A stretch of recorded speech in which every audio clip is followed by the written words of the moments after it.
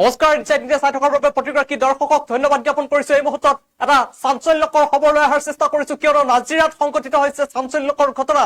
নাজিৰাৰ বৰদোৱা মুখত একে পৰিয়ালৰ দুগৰাকী মহিলা আৰু এগৰাকী যুৱতী নিৰুদ্দেশ হৈ আছে, আৰু এই ঘটনাক লৈ চাঞ্চল্য বিৰাজ কৰিছে সমগ্ৰ অঞ্চলটোত, কিয়নো 12 ডিচেম্বৰৰ পৰা একেটা পৰিয়ালৰ তিনিওগৰাকী নিৰুদ্দেশ হৈ আছে। আমি এই মুহূৰ্তত সবিস্তাৰে লৈ অহাৰ চেষ্টা কৰিছো এই খবৰটো।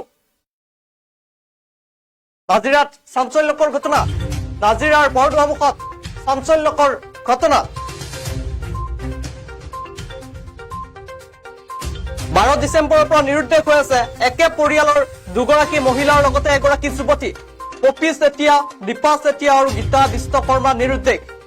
12 ডিচেম্বৰৰ বিয়লিৰ পৰা নিৰুদ্দেশ হৈ থকা শিমলুগুৰি আৰক্ষী থানাত দাখিল কৰিছে এজাহাৰ।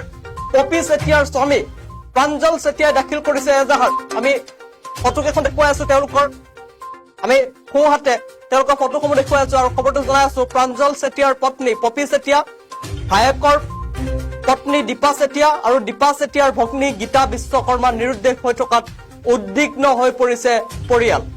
পপী চেতিয়াৰ স্বামী প্ৰাঞ্জল চেতিয়া, দীপা চেতিয়াৰ স্বামী বিশ্বজিৎ চেতিয়াই নিৰুদ্দিষ্ট তিনিওগৰাকীক বিচাৰি এতিয়া আৰক্ষী প্ৰশাসনৰ লগতে সংবাদ মাধ্যমৰ সহায় বিচাৰিছে।